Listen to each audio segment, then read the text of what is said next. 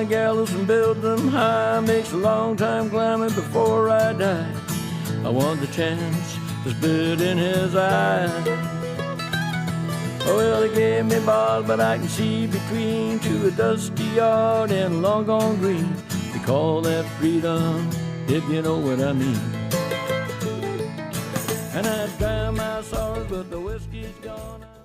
Hello and welcome to episode 3. I was trying to think of what the French for free was, but my French is that bad. Of Heidbangers, un, deux, trois. That's it. I didn't know what I have to go, un, deux, trois. But I've already. Folks say this episode 2 now, though. That's the problem with trois. Jesus Christ. We're not off to a good start. But episode 3 of Heidbangers, I'm Gordon. My name's Neil. And I'm Matty. How are you doing, guys? Doing all right. Aye. What about yourself? Aye, I'm very good. Well, I say I'm all right. It's just busy, long day, a bit of tiredness sitting in, but it's a weekend, so can't complain too much. I'm good. I've got the best thing about it is this will be like an American teen movie and that everybody like wading into your house and that. I know. You've got an empty. I can't see any shots or strippers or anything like that. That's why I've blurred the background, mate. They're not there. They're just standing very still. I can't remember the last time. So I've got Friday night, Saturday night to myself, pretty much me and the dog. That's it. I thought I'd take him a walk before we start this and hopefully tire him out so that he just kind of crashes out and then sleeps all night and I can sit and play Xbox. And that's it. And nobody's going to moan at me. Right. Don't have to make cups of tea for anybody or tidy up after anyone. Just chill out. Sounds like the dream. The absolute dream. Anyway, so in this episode, I think we've discussed talking about the topic of grief. And usually we associate grief probably as a default stance on what it is that if you lose someone that you love in your life or someone that's close to you. But grief has much more meaning to it than that. It has a much wider reach. There's all different types of grief rather than just someone that you loved has died. It's basically an absence in your life and how you react to that. I think the definition in the dictionary is grief is a mental or emotional suffering or distress caused by loss or regret. It's especially used to refer to the feeling of sorrow and loss from the death of a loved one. So there's that, especially it is, but it does go across a whole wide range of things. I was just going to go through just before we go in to some of the topics around grief. I found this list and I found it really interesting, or the 7 most common types of grief.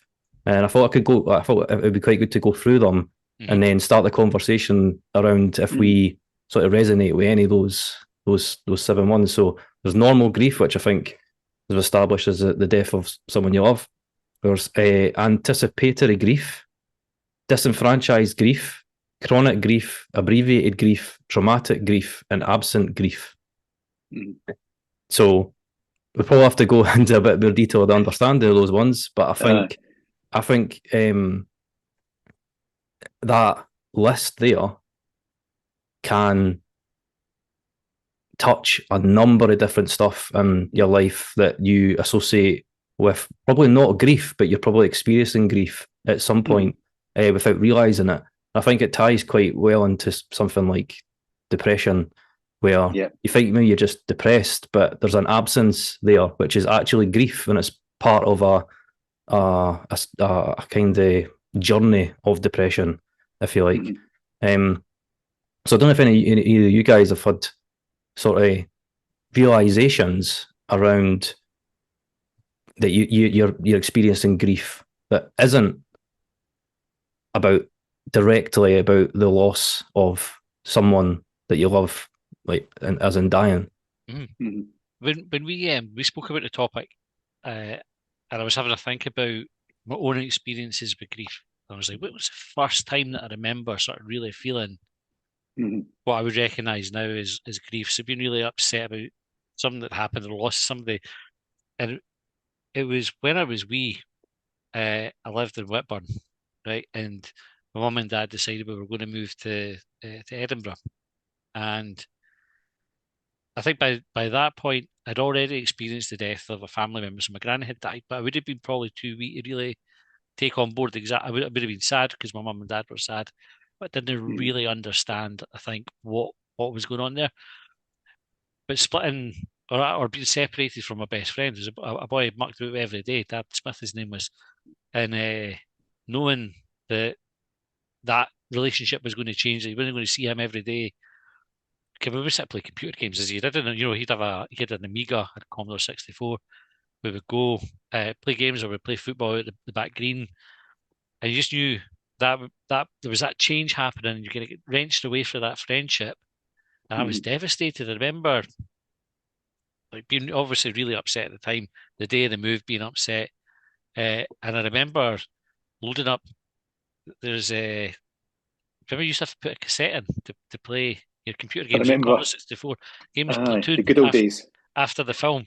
And what's the sad music in Platoon? Is it Adagio for strings? Is that the? Aye. So that played, obviously it would have been like an 8-bit or something, if 8-bit playing on the cassette, is the loading screen's coming up, and it triggered because we used to sit playing it. I remember sitting just bawling my eyes out about how much I missed my pal, and that's probably the first point where I can really remember what I would describe as grief.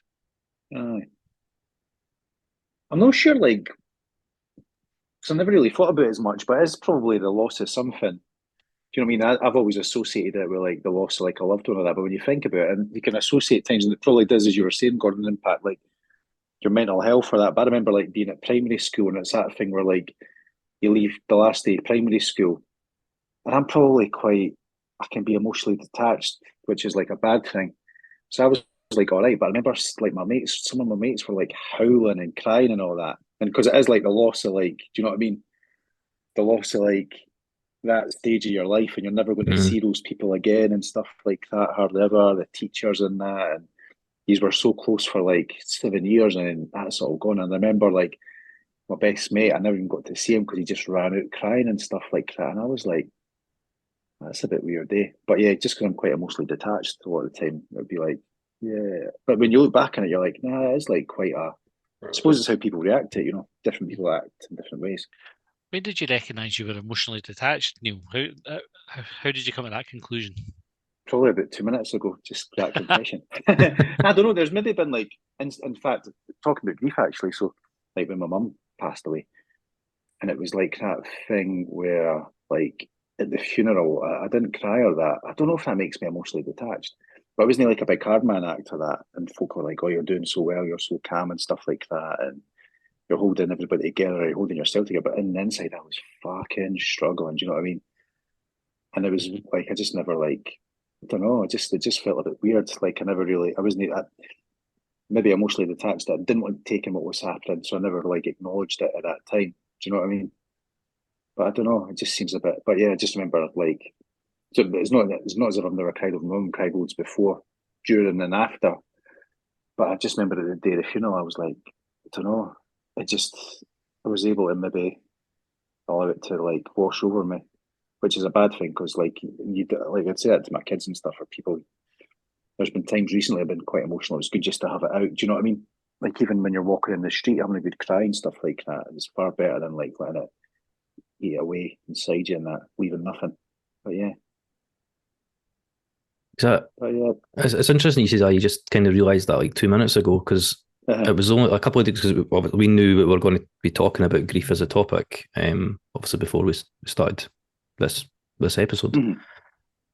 And I was thinking about that, what I was talking about there, around the different types of grief, and grief being more attributed to just absence in your life. And I kind of thinking back myself, and I had a realisation that when I had my first kind of long-term relationship end, I was a fucking absolute mess. It was like I got cheated on. I was like, it's just like I was between like 18 to 21. So it was like 3 years. Yeah, just being absolutely besotted with someone, thinking that was it. I was going to spend the rest of my life with them. And then I just being at that age, and just like I lost loads of weight. I wasn't eating. I was just sitting in the house, great. I didn't know what to do anything. And it was like, you just like, I think people just assume that that's split up with someone, that's just a heartbreak, right? Yeah. But then when you think about it, heartbreak, I think it's an absence. It's an absence of someone in your life, or and something as well, like that relationship, and something, and I think it all ties together around like even like the death of someone is your heart gets broken in a way, in that sort of metaphorical sense, because obviously your heart doesn't actually get broken, but I realised that like that experience I had, I didn't think about that at the time or years after, but I was in grief. Like I was experiencing grief and sadness and sorrow, and for this absence with someone that I was spending every day with, and then all of a sudden wasn't there anymore. And it's just an interesting realization that, again, I had always assumed for as long as I can remember, that grief was just associated with someone dying, but it isn't, and it is things like, Christ, you could even go into like football and stuff like that. If your team gets relegated or loses, and I wonder if there is an element of that could fall into that sort of grief category. And going back to this list, there's the like disenfranchised grief, where to me, I think what that means is you feel you have a right to something, and that right has been taken away, so you've been disenfranchised from it. And it's even like things like that. It's just like, well, what if we, using not to get political, but using a sort of more recent political topic, is like around the right to protest. I imagine people that are like really into protesting and feeling, that sounds really like really into protesting, like they're into Game of Thrones or something. I love it. Teenagers. Obviously, it's very important, and then we should be able to protest. But if they take away that right, like a human basic right to basically stand up, like I can imagine there's a lot of those kinds of people. And I'm just making assumptions. I mean, we are no experts on this stuff, and I'm just reading a list and then making my thoughts on it. But I can imagine there is a type of grief that goes along with that, and I don't think the people would understand or realise that there's grief that they're experiencing. What's reactions to grief? So, to the griever, is that the right phrase? If you're the person doing the grieving, are you the griever? Are we happy to go with that? Makes sense to me. The aggrieved. I don't know. Is that this is like a court term? You take the reaction to death, right? So there's a sort of broad acceptance that if somebody in your life dies, you're going to suffer grief, right? Everybody's on board with that. So if you're upset and you're morose and you go into your shell for, days, weeks, months, years, whatever it is, people are very quick to understand that it's because that significant person in your life has died, and this is how you're dealing with it or not dealing with it, and it's a struggle for you. The relationship one, Gordon, because that was the next one that I came to that was non-death, was a breakup of a relationship. If you were to say to your pals, I mean, maybe it's different now, but if you'd say to your pals, I'm grieving because I split up with X, right? Then they're much less, or I would imagine they're much less understanding of that being grief. And you have that, there's plenty more fish in the sea, just go out and get a ride, you'll be all right. And do you know, just pull yourself together, she wasn't worth it, or he wasn't worth it, whatever it is. Nobody ever tells you, I don't think, to just kind of pull yourself together for good reason. If it's death related grief, I don't know if you've had that experience where would you have opened up to your friends to say, I'm suffering grief and it's because of the breakup of a relationship? I would never have done it, nah. And I know, like, I was quite. I remember meeting a girl when I was younger, and that. And I wasn't as long as I was just in the year how long Gordon's relationship was. Mine was about 7 weeks, but I was like totally head over heels, and it ended like all of a sudden, and I'd never seen it coming. And I remember going home to listen to Oasis. I thought, listen, like the Gallagher's were going to save me, and I thought definitely maybe like the best album of all time. And it got to Live Forever, and I just burst into tears. I was like, nah. And you never like, I've never associated that with grief, but is that thing where like, it's the end of something. Do you know what I mean? Grief is like the end of something.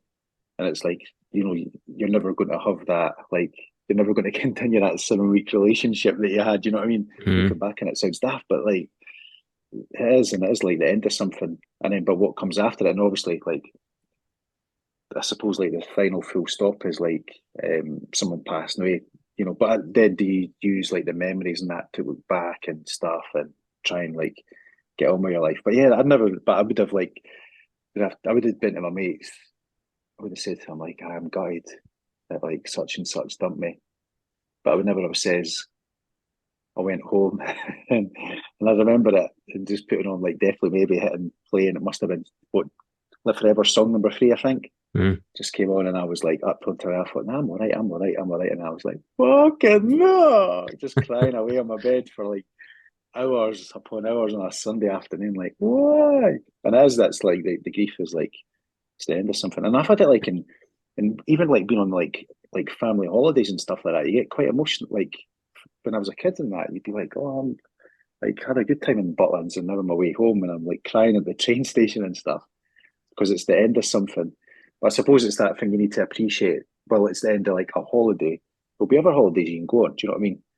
So if it comes to grief, I suppose depending on the situation, but trying to like trivialize it, that it'll be, it's trying to like live the best life that you can in the absence of someone that you love. I think that's the key because I'm looking back at this list again, and I had to look this one up because I was like, what the hell does that mean? Abbreviated grief. So that is kind of what you were just saying there. There'll be other holidays, but abbreviated grief, like another example of that is you split up with someone, like and then you go on a rebound and you meet someone new. Yeah. The grief was abbreviated because it was so brief that you filled that absence in yourself that you were experiencing the grief for with someone else. So there is always like and not always because like obviously the death of someone, no one can replace that person, and you probably never want them to be replaced.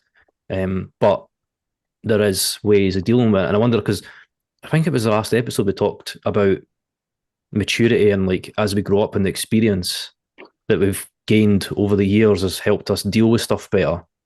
So like I wonder if we deal with grief as we unfortunately gain the experience of grief in a better way, so we rationalize it better. So like you kind of touched on, Neil, is like you kind of try and rationalize, right? Well, it's no the end of the world. It's for whatever the situation is. There'll be another holiday. There'll be another girlfriend. There'll be another best mate. There'll be another whatever. Because you've went through it so many times, you know that it does eventually sort itself out. And even to the point of like, it never gets easier when someone does die and you experience that grief. But I think, for me personally, I think I can deal with it better if that makes it. It's no easier, but I can deal with it better. And I can know and do that kind of thing where you try and celebrate their life rather than completely mourn them all the time. So I don't know if you guys have kind of like had that difference of when you're growing up, thinking back on the grief you experienced when you're younger to how you would deal with it now. I think younger, I'm not going too young, but as a young adult, the reaction to like the breakup of a relationship, you try to distract yourself. I certainly try to distract myself when I've got wired into drink and drugs, and no like at a manic level or anything like that, but it was just like could you find something that would put your mind on something else to stop you thinking about it? And I definitely, if I was to draw a line charting drink consumption and drug consumption in periods where I've been content and periods where I would have been suffering grief, then there would be big spikes because I think I probably not so much now, but I used to have had a personality where rather than facing into something like that, I would just want to pretend it's not happening. And I think if I could stave it off long enough, by the time I came out of that cycle, it would have too much time or enough time would have passed that the grief wouldn't bother me so much anymore. It'd be like, I get through this week and next week and maybe the week after, just get in my face. By the time then, enough time, I might have met somebody else or there may be other thing in my life that will occupy me that I'll not be bothering about the thing that I was bothered about. Whereas now, I think I'm much more comfortable to sort of acknowledge that it's all right to grieve. If I was upset about something, that's all right. It's just a different emotion. It's not like you have to be happy all the time. Like, there's no rule that says you can't feel or you shouldn't feel more than one emotion in your life. I think life would be boring if you never suffered the experience of grief and your whether it's rejection or being hurt or heartache or getting your heart broken. All these things are part of your life, aren't they? They sort of shape who you become. And I think as I got older, I sort of acknowledged that it's all right for that to happen, and it doesn't matter like if you're down in the dumps for a wee bit because you're that's like quite a trivial way to put it, but if you're grieving for a wee bit or for a long time, it's just part of life. It's natural, and everybody's going to feel that at some point. And I wonder if then the whole thing with like me and my mum and stuff like that, thinking about it that way. So because again, we're no experts, but it sounds like so I would maybe try and ignore stuff, thinking it will be all right, even though there was never going to be a possibility. Do you know what I mean? The outcome is never going to be all right. Yeah. But it's that thing where you're probably just ignoring it, hoping it does. And it's interesting. So like, it was because it would have been my mum's birthday. Still is her birthday, but she's obviously not here. But so it would have been this week. But I remember when I'm trying to think now the timing of it, and it's trying to like the longer you go, you start like sort of forgetting more. Do you know what I mean? And it's that like I don't know, you just sort of like forget loads of stuff and that. But so I think about it, well, it must have been coming up for the 10-year anniversary. But so my mum had cancer, and while she had cancer and all that, it was the whole. And so I suppose like the grief process starts then. Do you know what I mean? Because it's like you're preparing for the worst. Do you know what I mean? You're hoping for medical, but you're preparing for the worst. So did you? So you knew in advance before she passed? Yeah, and I did. So like she was given like I think now how long was it? Again, I was like sort of putting it all to the back of my mind, not really what to concentrate. But she was given like 6 months, and she survived for 14. So that was good. Like she fought and stuff. But it's that whole thing where you're like go for scans and stuff. Right, we've beat it, and then you get bad news, and it's just like, and it always seemed to be like whenever you thought stuff was like turning the corner, it was going back. And it's just how you sort of like you're trying to deal with that for your family and stuff, like how you hold up. But as that was happening, and you're sort of like got a delayed grief. It was and it was like one of the most it was random looking back on it. I remember getting a phone call from one of my mates on a Saturday night, and it was like about 10 o'clock at night, and I thought, he's phoning me because he's bumped into one of my other mates and they've gone to the citrus. They bumped each other. They've been in the citrus club in half an hour, and he's like, "Come on, come down and be there." So I thought, I'm not answering my phone. I'm just going to leave it. And then in the morning, he phoned again, and I thought he's phoning to say why he was phoning last night. But I was like, I'll speak to him in a minute. And then my wife had made like egg on soldiers, like just, and she was like, I can never get the egg right. It's always like too runny or too hard or that. And it looked like perfect. She's bringing it through. My mate phoned again, so I thought, I'll just quickly answer this just because I feel bad I've been bumping him. And he phoned and he was like, I've got bad news, and told me that like, one of my best mates died in an accident.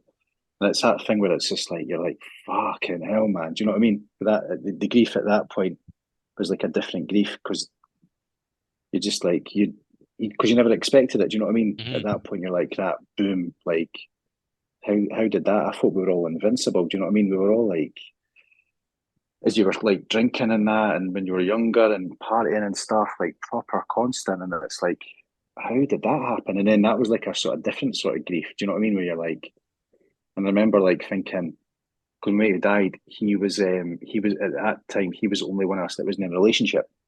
So he was the one that was always like going out, like we'll need to go out, we'll have nights to it and stuff like that. And it would have been a Champions League final. So I said, right, we'll go out and watch it. And he was like, right, we'll get something organised. So there's that email group, and because at that point loads of my mates had moved away. So initially, you know how you've got like 10 folk saying we're up for it. And it goes down to like 7, and it goes down to like 3 folk. And I remember saying to my mate, I'm just going to give it a miss. And when he died, I thought, I don't know if I bumped his email, Do you know what I mean? That thing. And I went back into my work on the Monday, like desperate to try and like find his email just to say. So he hadn't bumped me, but it's like that. When do you stop replying? But and it was like, and again, it goes back to maybe like being emotionally distant and mostly detached, or the whole thing. You're just hoping it doesn't happen because it was never in the paper for like days. It was a cycling accident, unfortunately, and we thought like it's got to be nothing in the evening news about it, nothing on BBC. nothing. And then that was on the Saturday. We're thinking it can't be right. Do you know what I mean? It can't be right. And then it was like on the Thursday, it was in the paper. And then I'll never forget, me and my mates went to a pub, which is now closed, but on a Friday night, and we just had juice, and it's so difficult trying to like write something like for your pal. Do you know what I mean? Like, how do you sum up somebody's life, and like the eulogy that you're like going to ask, like read at church and stuff like that? How do you sum it up in like a couple of pages? And it was just a horrible atmosphere. We're all just sitting around like, and I think if at one point one of us cried, we all would have burst into tears, you know. And it was it was dealing with the sort of two different aspects of grief at the same time. The one where you're like you're getting ready for it because you know it's coming, and the one where it just fucking kicks you in the cunt out of the blue. Do you know what I mean? You're like that. What the fuck? Do you know what I mean? Like, we were invincible. It's almost like trauma, isn't it? Just like how dare he die? Hard hit. I mean, That's so that the first one with your mum. I don't know if you've heard of the Kubler-Ross change curve. Oh yeah, nah, totally. I've heard of that, yeah. So that's like, so there was Elizabeth Kubler-Ross, was like a psychologist or psychiatrist, and she did like, I don't know when it was, the 60s or something like that. She did sort of she didn't do experiments, but she was experimenting with people that were terminally ill or had loved ones that were terminally ill, like the experience with your mum with cancer, and she sort of categorized the stages of like grief in terms of knowing that a death is coming. And I found it just really interesting because I think she was specifically looking at that before the death kind of thing, and basically highlighting that grief does start. And you mentioned the grief starts at the point where they're told that this person has a terminal illness and they're going to pass away. And there's basically it's like almost like a bell curve. And it starts with shock, then it goes to denial, then frustration, then depression, then experiment, then decision, and then integration. So those last, I'll probably have to explain those. So the shock, surprise or shock at the event, so the kind of trauma side of stuff, like, oh fucking hell, like someone that I love's going to die eventually. Then the denial is like kind of what you were saying there, waiting like, did it actually happen? Did this like? And then the frustration is like, well, like why is this happening? Why is this happening? Why is this happening to this person? Why is this happening to me? And then depression is like, you basically, obviously the slump is just like you're resigned to the event happening. Then the experiment, which is it's basically just trying to get to terms with the information and the new life you're going to have after this person leaves you. The decision around, right, I'm going to do something when this person passes away. I'm going to change my life for the better. I'm going to not take things for granted. And then the integration, where you actually do those things after the event. I just found it really interesting that like you could actually take most of those things individually and apply them to all different types of grief after the fact. And if it isn't someone that has died, like the shock, the denial, and the frustration, definitely, I think we've all experienced that in some way. And yeah, I just like, there's loads of studies and books in there around it, and I started having a look at it when I knew we were going to talk about this, and I just found it really fascinating. So I implore anybody to have a look at it, because it just rationalize again. It's like that experience in knowing that everybody goes through that, and then it rationalizes it to you, and you can go, right, well, I'm in this stage, and just having that realization that I'm in a stage here of this grief process, and that's all right. It's all right to be like that. Everybody kind of goes through this. And I suppose you could have over that like a short period of time. Do you know what I mean? Like if it is you're guided about that holiday, like I was when I was like 8-year-old, and that I probably went through that in about half an hour, or sometimes it can be longer than that. But yeah, you never really think about it like that way before. And it's mad because like we're all going to die. Do you know what I mean? So I don't know if we should just be in a permanent state of like grief, or if it is that thing that we need to like hold on to. I think I'm sure I said it to you guys before. I worked with I don't know, boss, and she summed up saying the two things I never want to happen is for me to bury like my kids, or my kids to bury me, and one of them's going to happen, eh? Do you know what I mean? And it's like you're like, do you say that, eh? Perfect, let's get pissed. Let's get pissed. I remember my attitude to death changing a wee bit. So my younger sister, who was fucking wild in her teens, right? She's a doctor of philosophy now, and she did her thesis on death. And I won't pretend to understand it, right? And I read maybe like the first couple of pages of it, but the idea being that grief around death, when you think about your own mortality, right, which we can get upset about ourselves dying, we're not actually sad for us dying. What we tend to think about is what it's like for everybody else, the folk who are left behind. And if you were to be, so I'm not religious at all, right? So anybody that's listening to Longbangers, right, would know that. Like I've had this conversation before, that I just don't believe in it, and fair play to folk who do. I totally respect that. My view is that when the day comes that I die, it'll be like before I was born. Like I wasn't missing anybody. I wasn't sad or anything like that. I wasn't kicking about anywhere or spirit or nothing. I wasn't there before I was born. And when I die, there'll be nothing there. There'll be some remains that eventually either get burnt or will decompose and feed maggots or whatever. But that's it. I'm not going to be aware of that. I'll have no feeling. So I'll not be upset about the event. I won't be in pain. So the idea that if it's when I project that onto the people that I love, so the people who I know are going to be upset about when they die, I can be a little bit more matter of fact about it, because I'm like, well, it's a natural conclusion. It's going to come to us all, and when it happens to that person, they're not going to be in a bad place. They're not going to be suffering or missing us, or like there's nothing there. There's no pain or anything for that person. It just ends. And I think that helps me be a little bit. I don't know if it gives me a bit of protection for how I might have felt if I was if I didn't believe in that kind of thing. Like if I thought that person then goes on to another place and they'll be watching and like seeing all the things that I'll be up to. And I know some people maybe get kind of comfort out of that, but I don't think I would get comfort out of it. I like the idea of just once you're gone, you're gone. That's it. You're not sad. You're not missing anybody. It's worse for the folk who are left behind. It does scare me a bit though.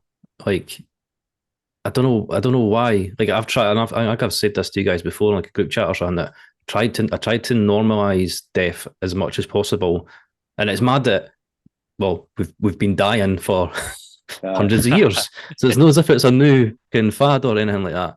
Like it should be normal, but I think that's where grief comes in. It's the grief that gets you, and that realization of it, and it does kind of scare me that.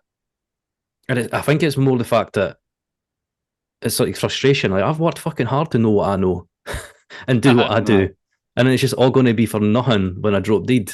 And that just like it almost depresses me. I think is what I'm trying to say. Is that what the fuck is the point to a certain extent?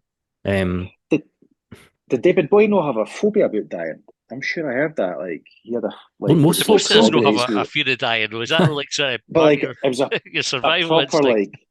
like Puff Daddy or P Diddy's got like a phobia of clowns, and I'm sure David Bowie had a phobia about dying, like a proper like fear of it. I'm sure. I don't know. I read it in the paper, so it must be true or no.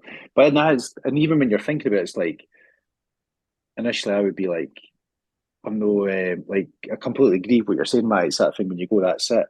I'm wondering like what it'd be. Initially, it sort of sounds big-headed. Like I'm wondering like who'll be at the funeral and stuff, and who's going to be crying for me, and what are they going to be thinking about in 10 years' time? But is that thing where like you need to make the most of what is just now, and everybody like does feel grief for like people and things and stuff like that as well. And you think like pets as well is like a big, massive thing. I'm like, I haven't got.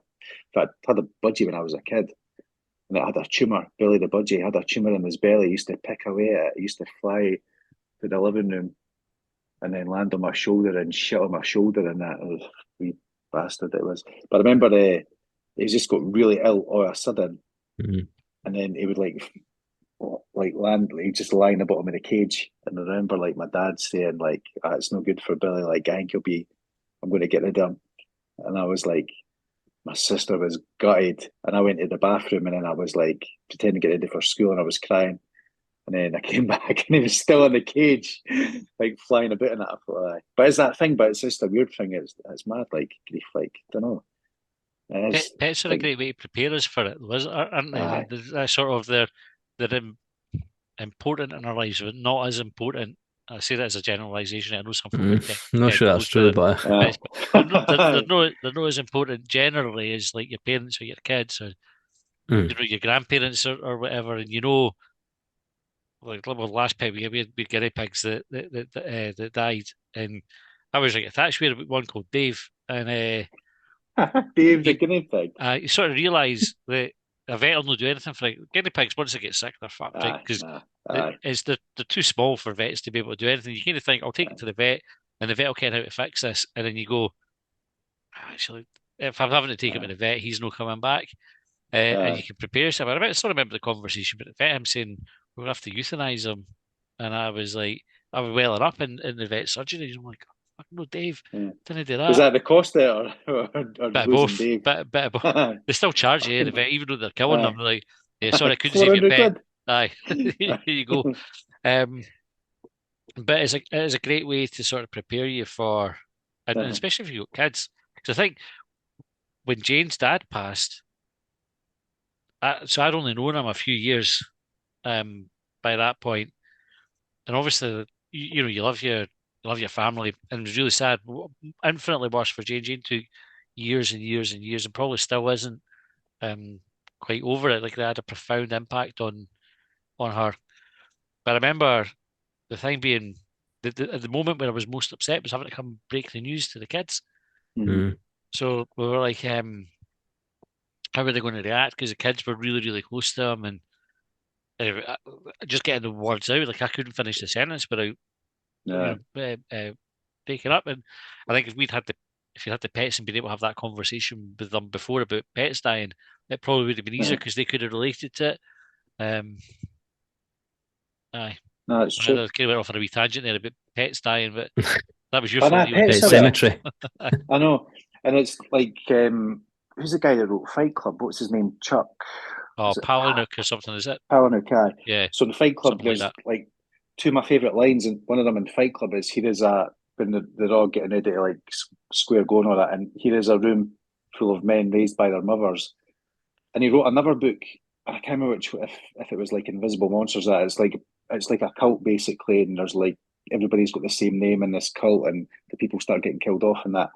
But one of the characters has got like goldfish, and he feeds them like paracetamol or something like that, and he just goes through all these goldfish. And there's this description, and it's like, pets are supposed to do this and do that, but the line in it is like, all pets teach you is that everything you love will eventually die. And it's just like, that's do you know what I mean? It is like everything you love, like, do you know what I mean?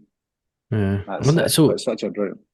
I don't know if either of you guys have had like a weird reaction. That's not a weird reaction, but like in hindsight, because again, this is why I love doing this podcast, because even for selfish reasons, I think about stuff I never thought about before. So it does get us thinking about like the experiences we had and the way I'm feeling and stuff like that. So it definitely has a good impact that way. But I had a weird. So the question is, and I'll tell you a story around why I'm going to ask it, but feeling more grief for something or someone than something else that you would have assumed was the thing you would feel more grief for, and then feeling kind of almost guilty about it. So my uncle, who I looked up to like so much, he was a priest. He went around third world countries, living in squalor to help people that were less fortunate than him. He could speak 7 different languages, different tongues of Portuguese. He had doctorates, he did books, all the rest of it. Honestly, like, the guy was unbelievable. Always looked up to him. He died of COVID. He had dementia. COVID got him, and then he died during lockdowns. Didn't really, and I think it did kind of affect my grief. And obviously, I was proper upset. But the fact that I couldn't go to the funeral, I couldn't go see him or anything like that, I think in a roundabout way kind of helped with my grief, because I wasn't so involved in it. But a couple of, maybe about 6 months ago, maybe about 5 months ago, there was a girl at my work who joined my team. I started working pretty closely with. She didn't like report to me or anything like that, but she was part of my team, and the work I was working on, I was having almost daily conversations with her. And I got a phone call one morning from who was a boss at the time, saying that she had taken her own life. She's a young lassie with a young girl, I think like 5-year-old daughter. She had just been to Paris with her mum and dad and her daughter, and there's a load of stuff came out I didn't know about her until she had been struggling for ages and all the rest of it. But I'd only started getting to know her for maybe about a month and a half. And I'm pretty good. Like part of my job is to build relationships and get to know people. But there's always there always is obviously a professional level to that. But she was one of those few people where I could have a conversation about personal stuff with, just like in passing, like I am each other and stuff, and just kind of got on really well. And it still like really affects me. Like I actually like was proper upset. I still think about her like almost every day and thinking, you go through the usual stuff like, could I have done anything? Could I have known this? Blah blah, like all the stuff that you just naturally go through, and you feel a wee bit of guilt and all that kind of stuff. But again, thinking the last week or and a half about knowing what we're going to talk about grief, and I was thinking about this. I think I've actually been more affected by a girl that I knew for a month and a half than my uncle, who I looked up to more than anything, or more than anybody, to a certain extent, and was part of my life, all my life. And I just find that I've never told anybody that, and I only realised it last week.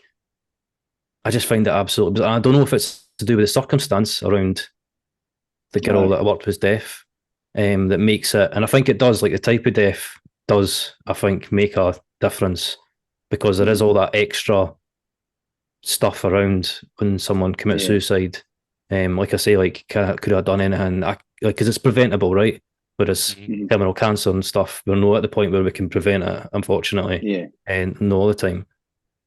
But I just found it really interesting that I had that sort of reaction. I still am. I still actually feel more of an absence, if we using the terms we've been using for grief, for someone I knew for a month and a half with my uncle, and I do feel kind of guilty about that. I feel weird, like I should be missing my uncle more than I miss this girl that I didn't even really know. So I don't know, like if you guys have had a similar experience, or if that even makes sense. Do you wonder as well, though, when you're thinking about it, like it can affect, or an impact could be like how you're feeling mentally at the time. Do you know what I mean? So depending on like what you're going through, like your environment, circumstances, and stuff like that. Aye, no, I don't know. It could. And I remember like with my mum and that, I was like, that's when I started to struggle mentally. It wasn't like I had stuff going on, so that was then. It was like I remember like sitting in the car, got picked up from my wife, and she was like, and I'd just been diagnosed with depression, and I had the prescription for like the antidepressants, and then met my wife at work, and she was like, "You're going to have to take those antidepressants. You need to phone your mum." And I was like, "What for?" And as soon as like I phoned, I knew it was like bad news. But and it is like, I think there's like circumstances in that, but it is like the situation, and I don't know. Maybe you can like, if you know that somebody is going to like, they've got like a terminal condition, then it's sort of like they move closer to that. So you're thinking eventually, even though we're all going to die eventually, like they're getting like they're going along the conveyor belt slightly faster, or like, you know what I mean? They're going along now, but it's just when all of a sudden when it happens, like let's just say that woman committing suicide, and you start like thinking about the family, you know what I mean? Like, and what could have been done or what could have been said to stop it, and yeah, I don't know, circumstances in that I think could play a part in it as well. Why do you think it was, Gordon? See if you were like, so I can't think of an example where I've felt the same.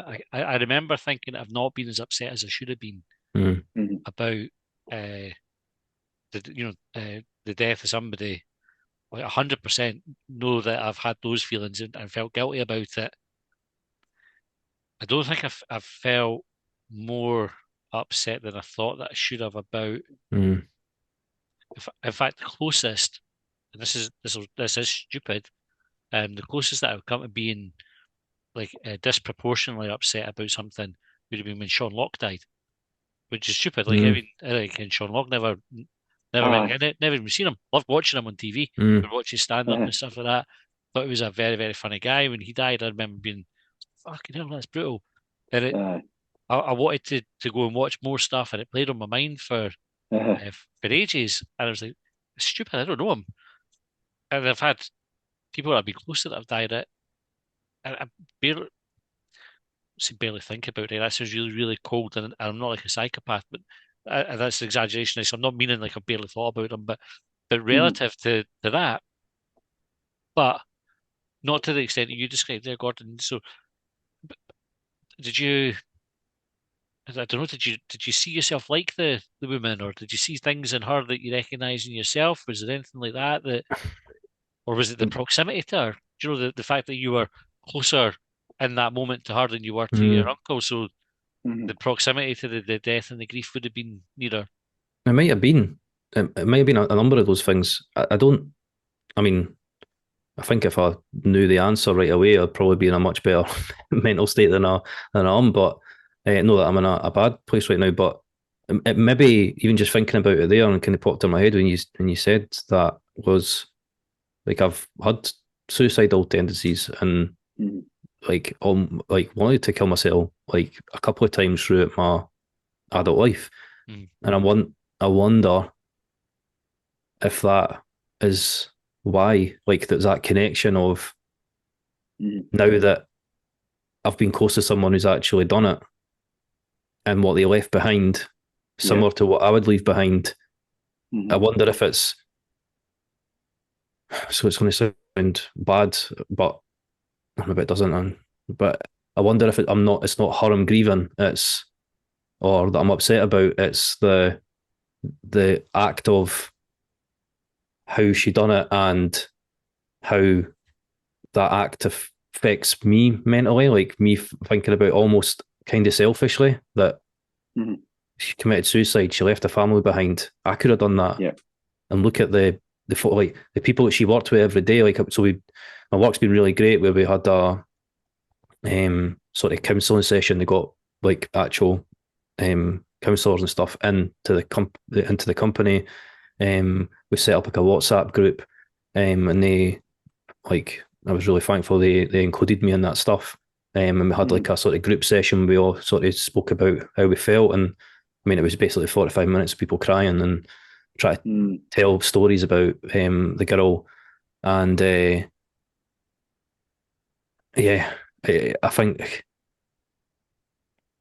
think it probably is just I don't know. It's really hard to like loads of stuff are flying through my head, but right, and like you mentioned there about Sean Locke, and it's no secret. If you listen to the other podcasts I've done, and I've spoke to you guys umpteen times about Scott Hutchison, A Frightened Rabbit, how much like that's still like I've tried to make that a positive thing. I've got like a tattoo, his artwork of like I listen to all his stuff. I try and like anytime I hear anything new about him, it just like fills me with either warmth or you know what I mean. It does affect me, and it even though my uncle did all these amazing things, probably on par with what Scott Hutchison achieved. Like because I say like stuff that humanitarian stuff that my uncle done stuff is just unbelievable, and but I do feel like I've got more a connection to Scott, and then as we're getting onto it, he committed suicide as well. So the two people that I think deaths has like had the biggest impact on my life have committed suicide. And it's all kind of like clicking in my head now that I think that probably is why it's affected me that much, because I feel like that connection with the act of taking your own life. This is like therapy, this. Aye. If anybody's listened this long.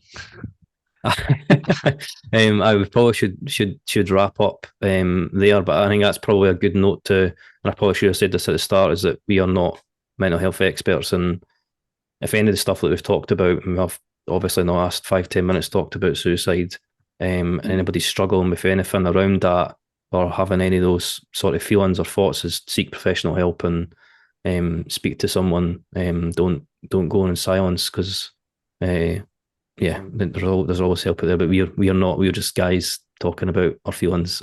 So seek professional help. But thank you very much, guys. That was another that was good, that top episode. And when will this go out, Matty? Tonight. So what we're on Friday night. I'll just put Friday night. Once we're done here, I'll go and my plan is to go and order a kebab and then Lovely. get this published. So your free house. Living the dream. I missed the hinting, by the way, when I said about listening this long. I was just making a wee joke. No, but you're right. We were out of time anyway. Up, but there we go. Yeah, we could talk forever, but I don't think anybody's got to listen forever. So, and we've got other stuff to do, and you've got your free house to make use of. Exactly. A party. Yeah. Cool. Duck. Thanks very much for listening, everyone. Thanks very much, guys. Cheers. Cheers. Well,